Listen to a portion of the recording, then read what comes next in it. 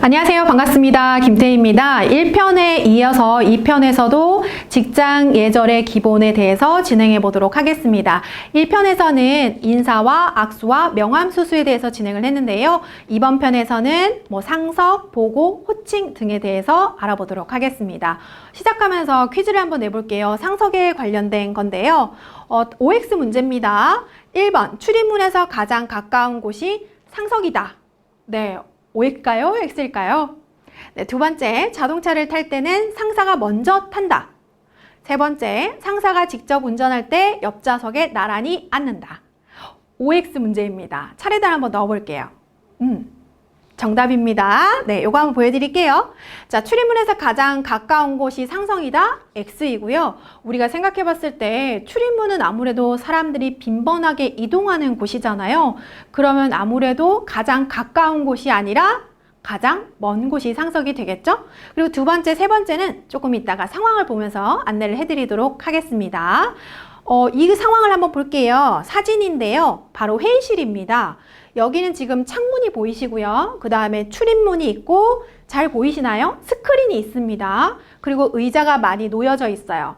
이 중에서 1번의 자리는 어디일까요? 가장 상석. 상석은 어디일까요? 네, 바로 여기입니다.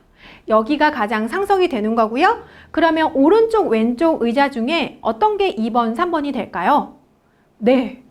영의정, 우의정 이런 거 좌의정, 우의정 이런 거 생각하시면 돼요. 자, 2번은 오른쪽이 되고요. 3번은 왼쪽이 됩니다. 이렇게 됩니다. 그래서 보통 출입문에서 가장 먼 자리가 보통 상석이다라고 생각하시면 되고요. 스크린이 있다면 스크린이 정면에서 가장 잘 보이는 자리가 상석이라고 생각하시면 됩니다.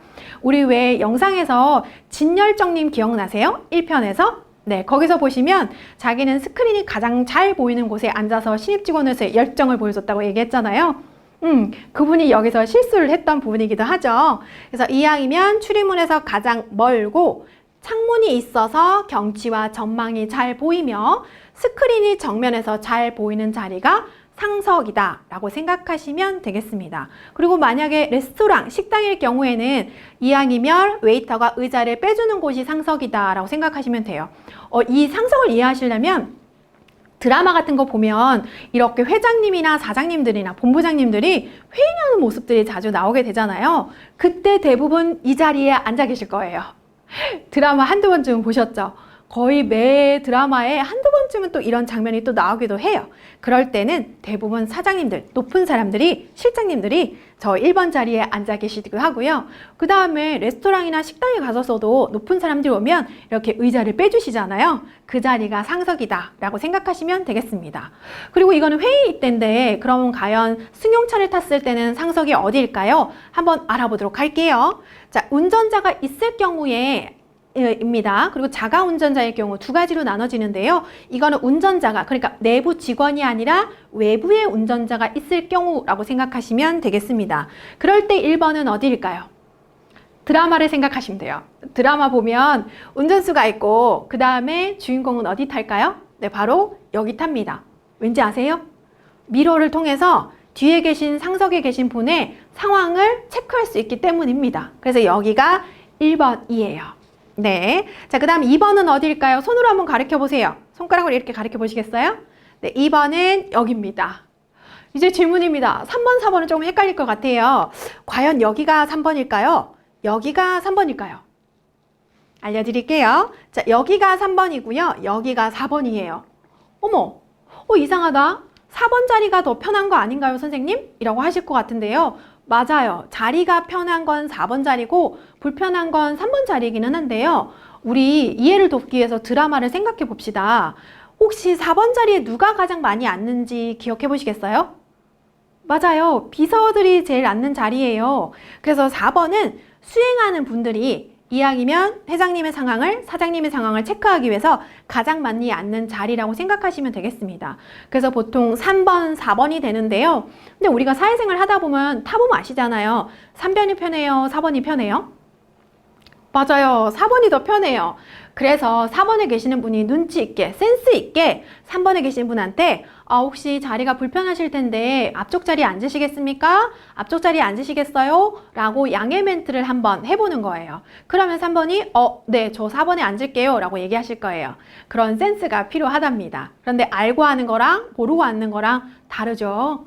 그리고 두 번째 경우의 수인데요. 자가 운전자가 있는 경우에, 저는 실제로 이런 경우가 있었거든요. 예전에 회사 다닐 때 저희 상무님 운전하시고 박 대리님 그리고 저랑 다른 분 동기 강사 그리고 신입 직원 정모모 씨가 계셨어요. 이름 말할 뻔했네요. 네, 그분이 계셨는데 우리가 같이 회식이 끝나고 밥을 먹고 자리를 이제 이동하는 경우였거든요. 그때 실제로 이렇게 갔어요. 근데 상석이 굉장히 중요하더라고요. 어디가 1번이냐면 네, 여기가 1번입니다. 그리고 2번은 여기, 3번은 여기, 4번은 여기가 됩니다. 그런데 기타 상황도 존재할 수 있어요. 가령 여성분들 같은 경우에 스커트를 입는 경우가 있잖아요. 그런데 스커트를 입었는데 인도에서 도로까지 이렇게 있다고 한다면 스커트 입은 분을 안쪽으로 들어가시게끔 하면 되게 불편한 경우가 있어요. 그래서 이거는 여자분이 바지를 입고 남자분이 바지를 입었든 간에 바지를 입으신 분이 안쪽으로 들어가시는 게 예의입니다. 그래서 보통은 스커트 입으셔서 불편하실 텐데 제가 먼저 들어가겠습니다 라고 해요. 이해되셨죠? 멘트를 하는 것과 안 하는 건 달라요. 스커트 입으셔서 불편하실 텐데 제가 먼저 들어갈까요? 라고 해주시면 좋겠습니다. 그리고 만약에 혹시 상사분이 여기 자리에 앉으셨다면 도로 안쪽에서 들어가라고 하지 마시고 이왕이면 도로 바깥쪽으로 이렇게 몸을 돌려서 안쪽으로 타시는 것이 가장 보편적이다 라고 생각하시면 되겠습니다. 상석은 아무래도 실제 현장에서 사회생활에서 퇴직하는 게 제일 중요해요. 그래서 조심스럽게 한번 여쭤보시거나 상황을 보시고 체크 한번 해보신 다음에 자리에 앉으셨으면 좋겠습니다. 중요한 부분이기도 합니다. 그리고 팁 하나 드릴게요. 이렇게 자리를 이동을 할 때 이런 경우가 있어요. 저도 많이 겪는 것 중에 하나인데 만약에 1, 2, 3, 4 해서 같이 이동 중에 1번이 내렸어요. 1번이 내리면 여기 자리가 비어 있잖아요. 그러면 굉장히 자가 운전자한테 신뢰가 되거든요. 그래서 뒤에 계신 분 중에 한 분이 앞쪽 자리로 옮기셔야 돼요. 왜냐하면 만약에 1번에 자리가 비어 있으면 이분이 갑자기 운전수가 됩니다. 그래서 조금 결례가 될 수도 있어서 대부분은 거의 대부분이 100%라고 얘기하고 싶어요. 그런 상황에서는 뒤에 계신 분들이 앞으로 자리를 옮긴다라고 생각하시면 되겠습니다. 여기까지 상석입니다. 자, 두 번째는 호칭인데요. 한번 살펴볼게요. 상사의 성과 직위 다음에 님을 붙이시면 됩니다. 김 과장님, 이 부장님.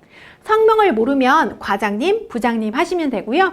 직급이 없는 경우에는 누구누구 씨, 누구누구 님으로 하시면 되는데 최근에는 직급 파괴라고 해가지고 직급이 과장이나 차장이라 하더라도 누구누구 님이라는 호칭을 되게 많이 써요. 그래서 태희님, 현정님 이렇게 많이 쓰곤 하거든요. 태희씨, 현정씨보다 태희님, 현정님을 훨씬 더 많이 써요. 이런 것도 요즘의 사회 분위기라고 생각하시면 될 것 같아요. 그런데 중요한 부분이 있습니다. 요거는 퀴즈로 한번 내볼게요. 호칭인데요. 평사원이 차장에게 보고하는 중에 과장과 관련된 보고를 하는 경우가 있을 거예요. 그럴 때 1번, 2번 중에 어떤 게 바른, 옳은 표현일까요? 어렵죠? 아마 군대를 다녀오신 분들은 쉬운데요? 라고 하실 수 있을 것 같기는 해요. 그런데 일반적으로 군대를 안 가시는 분들은 1번, 2번 중에 헷갈리시는 부분도 있을 거예요. 1번, 2번 뭐가 옳은, 바른 표현일까요? 우리가 많이 하는 실수 중에 하나거든요. 네, 공개하겠습니다. 바로 2번이 옳은 표현입니다. 이때 군대를 다녀오신 분들은 아닌데요? 저희는 1번을 썼는데요? 라고 하실 경우인데요. 그러한 경우, 그러니까 앞전법을 쓰는 경우는 군대에서 아직까지 쓰긴 합니다만 앞전법은 이미 오래전에 폐지가 되었습니다. 그래서 앞전법이 뭐냐면요. 바로 이걸 의미합니다. 혹시 같이 읽어볼게요. 앞전법은 문장의 주체가 화자보다 높고 청자보다 낮을 때 주체를 높이지 못하는 것을 앞존법이라고 하시면 됩니다. 앞존법이라고 합니다. 근데 그 앞존법이 벌써 예전에 폐지가 되었어요. 제가 예전에 2008년도에 회사에서 교육을 할 때도 실제로 저는 앞존법이 폐지된 상황으로 이렇게 교육을 진행을 했는데 저희 상무님이 팀장님을 찾았었던 경우가 있었거든요. 그래서 너 팀장 어디 갔냐? 라고 했는데 제가 이 팀장님 지금 자리 비우셨습니다. 라고 했는데 사실은 되게 혼났어요. 아니, 내가 상무인데 왜 팀장님을 높이느냐? 라고 혼났던 경우가 있거든요. 그때 저는 상무님한테 당당하게 상무님이 틀리셨습니다! 라고 하지 못했습니다. 네, 그때 상황에서는 사실은 이거에 대해서 아는 분들이 거의 없었거든요. 근데 최근에 한 4, 5년 사이에 인턴 교육이나 신입직원 교육 때 되게 많이 이루어지고 있는 부분이기도 합니다. 그래서 많은 분들이 알고 계시지만 아직도 모르는 분들이 있으니까요. 요거는 알고 계시길 바랍니다. 그리고 알고 쓰시는 거랑 모르고 쓰시는 거랑 다르고요. 물론 회사에 들어가셨을 때 상사분이 모르시는 경우도 있기는 있어요. 그럴 때는 센스 있게 눈치를 잠깐 보시고 상황을 보시고 요거를 쓰시거나 안 쓰시거나 하셨으면 좋겠어요. 왜냐하면 대놓고 상사분한테 틀리셨습니다 하기는 곤란한 상황이 있을 수도 있거든요. 저처럼요. 그래서 요거는 꼭 알고 계셨으면 좋겠습니다. 만약에 모르실 경우에는 한번 좀 익숙하게끔 멘트를 연습을 해보셨으면 좋겠어요. 그게 제일 중요해요. 실습이 제일 중요해요. 자, 그 다음에 이메일에 대해서 한번 알아보도록 할게요. 이메일은 오늘날 신입직원 교육대나 인턴 교육대 되게 많이 교육대 요청이 들어오는 부분이기도 하거든요. 그래서 상사분들이 신입직원이 들어왔는데 이메일 사용법을 몰라요. 예의를 몰라요. 매너를 몰라요. 라는 말씀을 많이 하세요. 여러분들도 이메일을 쓸 줄은 아실 거예요. 당연히 레포트 제출도 교수님 할 때도 이메일을 사용하실 텐데 또는 친구랑 왕래할 때도 이메일을 쓰시고 계실 텐데 근데 이메일 사용법이 있나? 라는 의문을 드셨을 건데 실제로 회사에서는 이메일 사용법에 대해서 강의를 진행하는 회사도 있고 그리고 매우 중요하게 생각하는 회사가 많아졌습니다. 제가 체크해 봐 드릴게요. 자, 첫 번째 제목은 핵심만 간단히 합니다. 예를 들어서 제가 표시를 해놨는데요. 요거는 샘플, 예시라고 생각하시면 되겠습니다. 사전 준비 자료 전달의 건 이렇게 표시가 되어 있죠. 그리고 밑에도 보시면 그룹 세미나 확정의 건이라고 되어 있잖아요. 이렇게 아주 제목이 간단하게 보통 많이 표시를 하고요. 안녕하세요 홍길동입니다. 안녕하세요 김태희입니다. 라고 모호하게 쓰지 않습니다. 명확하게 이 메일의 목적성이 드러나게끔 표현하는 게 좋습니다. 그래서 예를 들어서 보여드릴게요. 땡땡땡 제휴 관련 문의건, 네, 땡땡땡 신입사원 교육 안내의 건. 그래서 내가 지금 보내는 메일이 어떤 내용으로 보내는 건지 제목을 통해서 알 수 있게끔 하는 게 기본 예절이라 생각하시면 되겠습니다. 그래서 안녕하세요 교수님 누구입니다 라고 쓰셨다면 이제는 이런 방법으로 한번 활용해 보시길 바라겠습니다. 그리고 또 하나는 보내실 때요. 이런 경우가 있습니다. 만약에 요청, 협조, 공유, 중요, 긴급 이런 경우가 있거든요.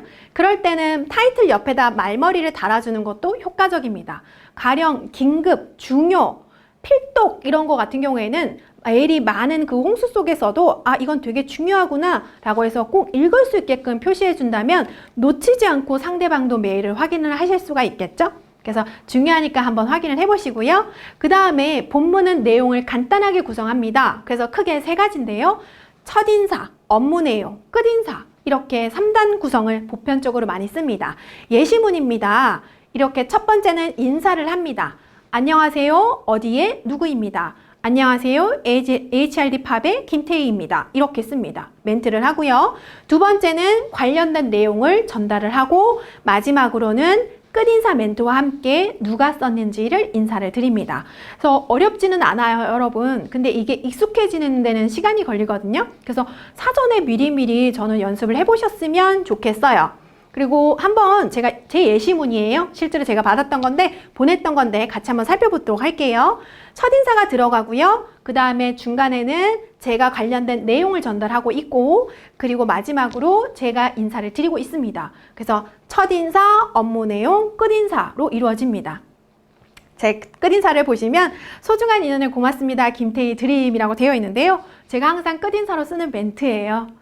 네, 소중한 인연에 고맙습니다. 고맙습니다 라는 표현을 쓰는데 감사합니다와 고맙습니다가 있잖아요. 이 내용을 왜 이렇게 썼는지 궁금하시다면 커뮤니케이션 시간 강의를 들으시면 해결이 됩니다.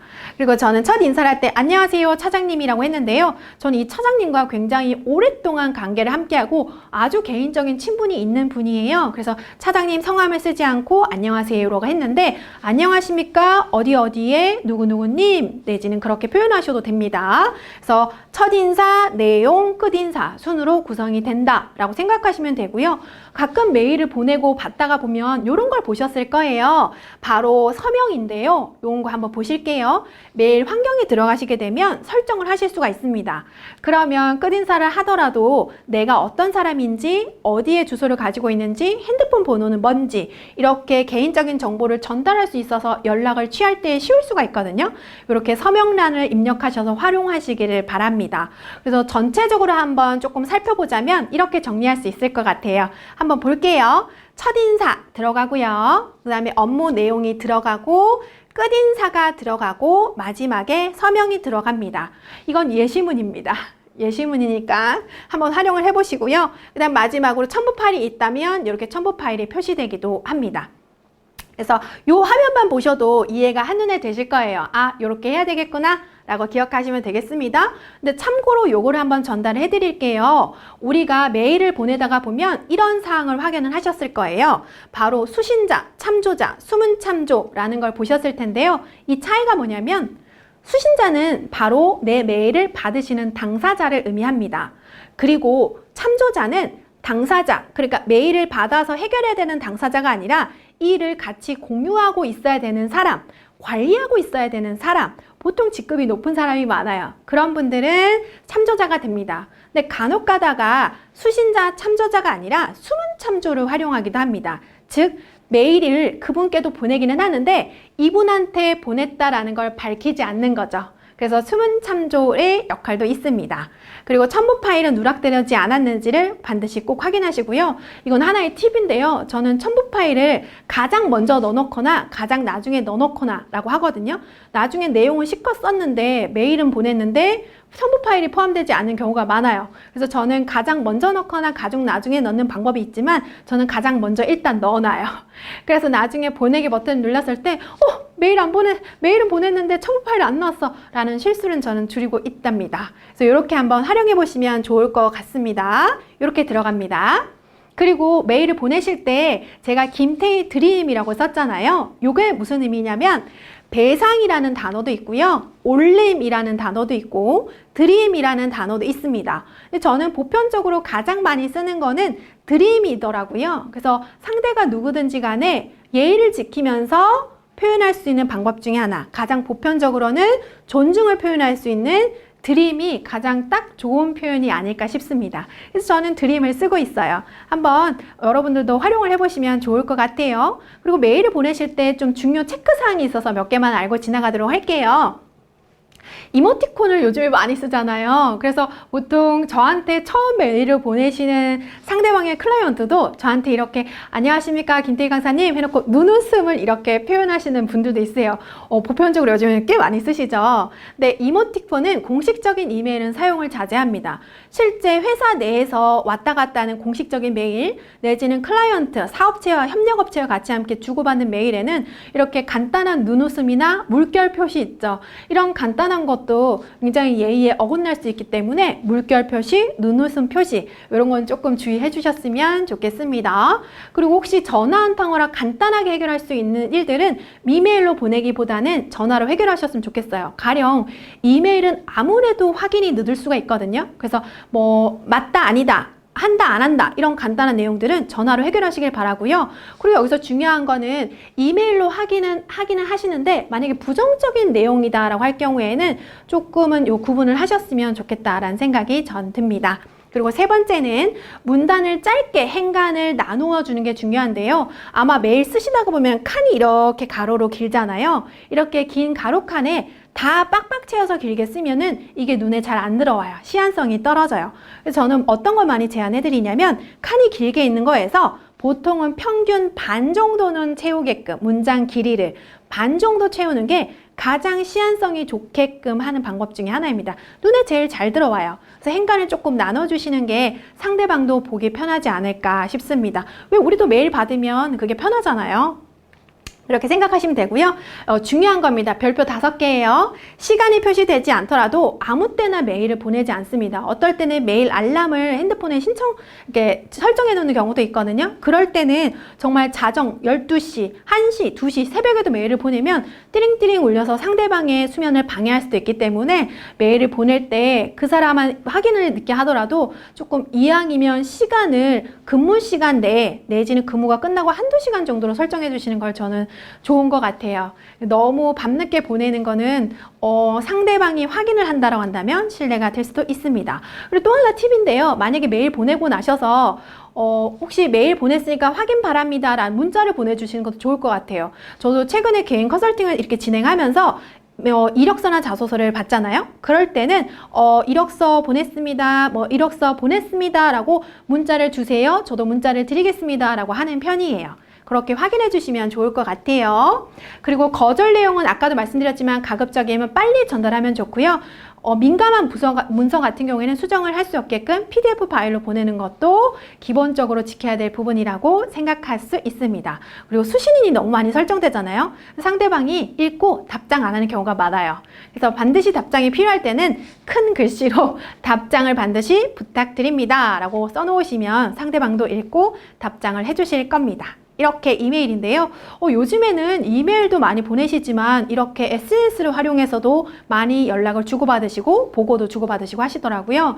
근데 이거에 대한 예의적인 부분이 요즘에는 경계선이 좀 많이 있는 것 같아요. 그래서 아무리 개인 공간이지만 개인 공간이 아닐 수도 있다라는 생각이 들어요.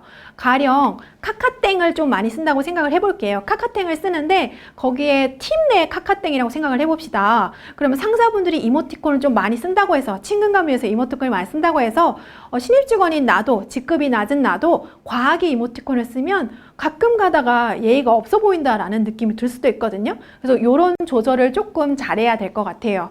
그리고 또 하나는 가끔씩 문서를 회사 보고서를 그거 카카땡으로 보내드렸잖아요. 카카땡으로 보내드릴게요 라고 하는 경우가 있어요. 그럴 때 상사가 만약에 그걸로 보내라고 하는 경우면 괜찮습니다만 제가 보내드릴게요.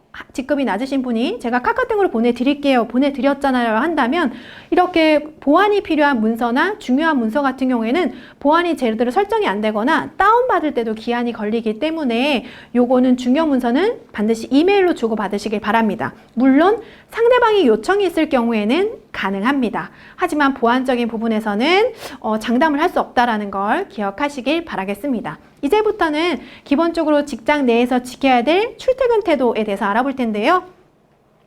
근무 개시 10분 전에 책상에 앉는다라고 되어 있는데 저는 출근 시간도 좀 생각을 해보셨으면 좋겠어요. 왜 그런 거 있죠? 8시까지면 7시 59분에 문 열고 들어온다거나 8시에 정확하게 문 열고 들어온다거나 그러면 되게 긴장돼 보이고 긴박해 보이잖아요. 그래서 이왕이면 최소 10분 전에 책상에 앉는다잖아요. 출근 시간은 최소 15분 전, 20분 전에 출근을 하셔서 좀 근무할 수 있는 환경을 다 만든 다음에 10분 전에 책상에 앉으시는 것이 좋습니다. 그래서 근무 전에는 책상 정리도 깨끗하게 끝내 놓으시고 오늘 할 일이 어떤 건지를 체크해 보신 다음에 근무 시작 시간을 시작하시는 것이 좋습니다. 그리고 별표 5개입니다, 여러분. 퇴근 시간에 미리 준비를 슬그머니 하지 않는다.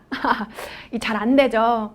퇴근 시간 되면 한 5분, 10분 전부터 마음이 떠 있죠. 그래서 막 출근 준비를 가방을 싸고 막 컴퓨터를 끄고 준비를 하게 되는데요. 이게 다른 사람이 눈치를 못 챌 것 같지만 너무너무 눈에 들어옵니다. 근데 또 그런 경우가 있어요. 대리님이나 과장님이 그렇게 하기 때문에 나도 그렇게 해도 되나 보다 라고 오해하시고 상황 판단을 잘못하시는 경우가 있는데요. 아닙니다, 여러분. 네, 슬그머니 하지 않습니다. 컴퓨터 끄고 책상 정리하고 가방 정리하고 이런 것들이 너무나 눈에 잘 띈답니다. 다만 아는 체를 안 할 뿐이죠. 그래서 이런 행동들이 자꾸 모여서 근태적인 부분에 좀 부족한 부분이 있을 수 있기 때문에 슬그머니 퇴근 준비를 하지 않는다라는 거 별표 5개 표시해 드리겠습니다. 그리고 보안을 위해서, 보안이 중요한 회사들이 있어요. 보안을 위해서 퇴근할 때 깨끗하게 정리하시고요. 다른 사람보다 먼저 가야 될 때는 먼저 가겠습니다. 내일 뵙겠습니다. 라고 인사를 하고 가지 퇴근 시간이 됐다고 해서 혼자 문 열고 나가지 않습니다. 영상 보시는 분들은 설마 혼자 그냥 가는 사람이 있나요? 라고 하시겠지만 정말 세상에는 개성이 다양한 분들이 존재한답니다. 그래서 실제 있어요. 그래서 우리는 그러지 맙시다. 네. 꼭 퇴근하실 때는 인사를 하고 가시는 걸 부탁을 드리겠습니다. 그리고 지각과 조퇴 태도인데요. 물론 지각은 절대 하면 안 됩니다. 무단 결근도 하시면 안 됩니다. 하지만 사람이 살다 보면 불가피한 상황이라는 게 발생해서 지각도 할 수 있게 되고 그 다음에 조퇴도 하는 상황이 발생할 수 있게 됩니다. 근데 그 상황에서 어떻게 이걸 해결하느냐, 상황을 판단하느냐가 중요한 것 같아요. 그래서 만약에 지각을 한다면 도중에 반드시 연락합니다. 별표 5개입니다. 연락이 오도록 기다리시지 마시고요. 연락을 미리 사전에 하셔야 됩니다. 팀장님, 과장님, 본인 사수분한테 제가 이러이러한 사정으로 10분 정도 늦을 것 같습니다. 이러이러한 사정으로 30분 정도 늦을 것 같습니다. 라고 사전에 미리 보고를 하셔야 됩니다. 근무 시간 딱 시작될 때 그때 하시는 게 아니라 사전에 하시는 것이 좋습니다. 그래서 이왕이면 근무 시에 도중에 반드시 연락한다는 거, 지각 시에 반드시 연락한다는 걸 기억하셨으면 좋겠습니다. 그리고 그런 경우가 있어요. 거래처 전화나 고객 내방에 대해서 그런 게 있다고 한다면 고객한테 동료한테 사전에 협조를 구해야 됩니다. 내가 이런 사정 때문에 지각을 하는데 고객분이 그 시간에 맞춰서 오기로 했는데 혹시 그것 좀 해결해 줄 수 있겠니? 라고 사전에 부탁하는 게 필요합니다. 꼭 기억하셔야 됩니다. 그리고 지각을 했을 때는 슬그머니 자리에 앉는 경우도 있어요. 네, 그러지 마시고 지각을 했을 때는 상사 동료에게 늦어서 죄송합니다 라고 인사를 하고 자리에 앉으시길 바랍니다. 물론 인사가 불가피한 상황에는 눈인사 아니면 몸인사라도 하셔서 좀 표현을 해주셨으면 좋겠습니다. 그리고 조퇴하는 경우도 있을 거예요. 그럴 때는 사유를 반드시 팀장님이나 사수분에게 보고하고 허가를 받은 다음에 가시지 뭐 상황이 급해서요. 너무 긴박한 상황이어서 어쩔 수 없었어요 라는 핑계를 대는 것보다는 좀 이렇게 사전에 허가를 받고 가시면 본인이 나중에 곤란한 상황은 없지 않을까 싶습니다. 반드시 처리를 받고 가시길 바랍니다. 그리고 근무 중에 태도가 있습니다. 이걸 한번 볼게요. 휴식 시간과 근무 시간을 구분하셨으면 좋겠습니다. 이게 휴식 시간인지 근무 시간인지 모를 때가 있거든요. 그래서 근무 시간에는 정말 집중해서 근무를 하시고 쉴 때는 차라리 쉬는 게 구분하시는 게 본인도 업무 집중도를 높일 수 있는 방법 중에 하나이겠죠? 그리고 이거 많이 얘기하시는 부분 중에 하나인데요. 제가 팀장님들 교육을 들어가면 가장 이거를 좀 신입 직원들이나 밑에 직원분들이 하시는 걸 불편해 하시더라고요. 바로 구두를 벗고 슬리퍼로 이동하는 것인데요. 물론 자기 자리에서는 구두가 불편하기 때문에 슬리퍼를 신을 수가 있어요. 그런데 이동할 때조차 슬리퍼를 끌고 다니면서 다니시는 것을 별로 안 좋아하시는 팀장님들이 되게 많으시더라고요. 그래서 이거는 좀 주의하셨으면 좋겠습니다. 자기 자리에서는 슬리퍼를 신으실 수도 있습니다만 이동하실 때는 반드시 구두로 갈아 신으시고 이동하셨으면 좋겠습니다. 그리고 또한 회사 내규에서 자리에 앉아도 구두를 신어야 되는 경우도 있어요. 그거는 회사 내규 분위기를 좀 살펴보셨으면 좋겠습니다. 그리고 중요합니다. 되게 중요한 것만 제가 모아놨어요. 사무실에서 혹시 메이크업을 조금 고치거나 수정을 하시거나 아니면 손톱을 소리내어서 깎거나 내지는 귀를 좀 정리를 한다거나 귀지를 정리한다거나 이런 경우가 있거든요. 특히나 이렇게 손톱을 깎는 경우에는 왜 딱딱 하면서 소리가 생각보다 많이 나잖아요. 고음은. 그런 경우들은 인상을 찌푸리게 합니다. 우리 생각에는 뭐 이 정도는 되지 않을까? 라고 생각할 수도 있는데 사회생활은 생각보다 그렇게 간단하지가 않습니다. 기본적으로 지켜야 될 예의 매너가 있거든요. 우리 가족 간에 지켜야 될 매너도 있습니다만 사회생활에서 동기와 선후배 사이에서도 지켜야 할 예의가 있는데 손톱 깎는 소리를 내는 것은 굉장히 지극히 사적인 일들이기 때문에 요거는 개인적인 공간에 가서 해결하셨으면 좋겠습니다. 가령 화장실에 가셔서 너무 급하실 때는 화장실에 가셔서 하시는데 이왕이면 가정 내에서 회사 밖에서 해결하고 가시는 것이 좋겠죠? 그리고 어느 공간에 들어가든 노크를 하신 것이 가장 기본입니다. 선생님 어느 공간에 들어갈 노크 안 하고 들어가시는 분이 있나요? 라고 하시겠죠? 하지만 네, 진짜 문을 벌컥벌컥 열고 들어오시는 분들이 있어요. 그래서 이왕이면 노크를 꼭꼭 톡톡 하고 들어가셔야 돼요. 우리 배웠잖아요. 어떻게 한다고요? 노크를 한다 안 한다는 에티켓. 근데 그 노크를 똑똑 하느냐 쾅쾅 하느냐는 매너라고 배웠잖아요. 그래서 이왕이면 노크를 한 다음에 들어가셔야 됩니다. 아셨죠? 그 다음에 상급자에게 보고 대화할 때는 손을 주머니에 넣거나 팔짱을 끼지 않습니다. 너무나 당연한 거죠? 그다음에 점심시간은 정해진 시간 이상으로 쓰지 않고요. 가끔 이런 게 있어요. 분위기상 보통 회사에서 점심할 때 15분씩, 5분씩, 10분씩 일찍 나가는 경우도 있거든요. 그런데 상사분들이 그렇게 나간다고 해서 분위기상 그러니까 나도 되겠지라고 생각하지 마시고 보통 초반에는 조금 주의를 하셨으면 좋겠습니다. 우리가 언제까지 신입직원이라고 여기시나요? 라고 했더니 보통 두 가지래요. 내 밑에 다른 신입직원이 들어오거나 아니면 5개월에서 6개월이 지났을 때까지는 신입직원이라고 생각을 한대요. 그래서 그 사이에서는 좀 더 주의하시는 게 좋겠습니다. 그리고 기본적인 지시를 받을 때의 상황인데요. 지켜야 될 부분이 있습니다. 우리 여러분, 제가 말을 많이 했으니까 여러분도 같이 읽어보면 어떨까요? 읽어볼게요. 주황색 표시되는 것만 읽어볼게요. 자, 첫 번째, 시작. 윗사람이 부르면 즉시 대답한다. 맞아요. 태희씨, 태희님이라고 하면은 네! 라고 대답을 해주셔야 돼요. 그런 거 있죠. 눈으로만 멀뚱멀뚱. 안 돼요, 안 돼요. 이렇게 안 돼요, 안 돼요. 그럴 때는 네! 라고 얘기하시는데 사실은 여기 하나 더 들어갑니다. 네, 대리님. 네, 팀장님. 네, 과장님. 이렇게 하나 더 들어갑니다. 그래서 대답의 끝은 네가 아니라 네, 팀장님. 네, 대리님. 네, 과장님이 끝입니다.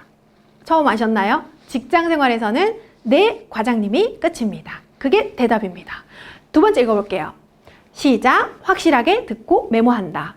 여러분, 처음에 초반에 들어가셨을 때는 회사 상황이 굉장히 익숙하지 않으실 거예요. 그래서 그럴 때는 메모를 하시는 것이 도움이 될 겁니다. 그래서 수첩 들고 다니시면서 요즘에는 뭐 핸드폰도 메모가 되는 경우가 있잖아요. 그렇게 메모를 수시로 하셔서 다시 물어보는 경우가 없었으면 합니다. 오히려 다시 물어보고 실수하고 안 물어보고 실수하는 것보다는 메모를 하셔서 즉각적으로 하셔서 좀 재차 확인하지 않더라도 알 수 있게끔 하시는 게 좋고요. 만약에 모르는 경우가 있다면 그냥 넘어가지 마시고 그 자리에서 물어보셔도 됩니다. 물어보는 게 신뢰가 아닐까요? 라고 하시지만 아닙니다. 나중에 안 물어보고 정확하지 않았는데 그냥 실수하시는 것보다는 이왕이면 미리 물어보셔서 확실하게 안 다음에 행동하시는 게 좋아요. 이렇게 안 물어보고 그냥 지나가잖아요? 그러면 대리님이랑 과장님이 이렇게 얘기하세요. 너 그때 이해도 못했으면서 왜 안 물어봤어? 뭐 이럴 수도 있거든요. 그러면 혹시 물어보면 혼날까봐요 하시는데 아니에요. 실수하면 더 혼난답니다. 그래서 사전에 모르는 건 반드시 확인하고 지나가셨으면 좋겠습니다. 그리고 그 확인할 때 복창하시는 것도 잊지 마세요. 그래야 정확하게 확인이 가능합니다. 그리고 보고를 하실 때, 지시를 받았을 때는 지시를 내린 사람에게 가장 먼저 보고한다. 기본적인 사항이죠. 그리고 보고는 알기 쉽고 간결하게 하고요. 사실과 자신의 의견, 견해는 따로 구분해서 전달하시는 것이 좋습니다. 보고는 사실은 시기가 생명인데요. 시기가 만약에 2일, 3일, 일주일, 한 달 정도 만약에 주어졌다 한다면 중간 보고가 생명입니다. 상사분들은 중간 보고를 되게 좋아하세요. 왜냐하면 중간에 일이 어떻게 진행됐는지 또는 진행이 가능한지 돌발 상황이 없는지를 궁금해하실 경우도 있거든요. 그래서 중간 보고가 필요한 경우가 많기 때문에 이틀이든 일주일이든 한 달이든 업무를 진행할 때 중간중간에 어떻게 진행되고 있는지를 사전에 보고하시는 것이 좋습니다. 그리고 그런 경우가 있어요. 상사분이 그렇게 시켰는데 예, 이렇게 하는 경우가 있어요. 아, 네. 건성으로 대답하는 경우가 있어요. 네, 그거는 금물입니다. 대답은 하지만 성의가 없고 건성으로 느껴지기 때문에 굉장히 예의 없는 직원으로 비춰질 수가 있습니다. 우리가 상사가 되었을 때를 생각해 보시면 좋을 것 같아요. 그리고 별도의 지시가 없는 한 끝까지 지시자 앞에 서서 대기하시는 것이 좋습니다. 말도 안 끝났는데 자기 자리에 앉아버리거나 이동하는 것만큼 큰 결례는 없습니다.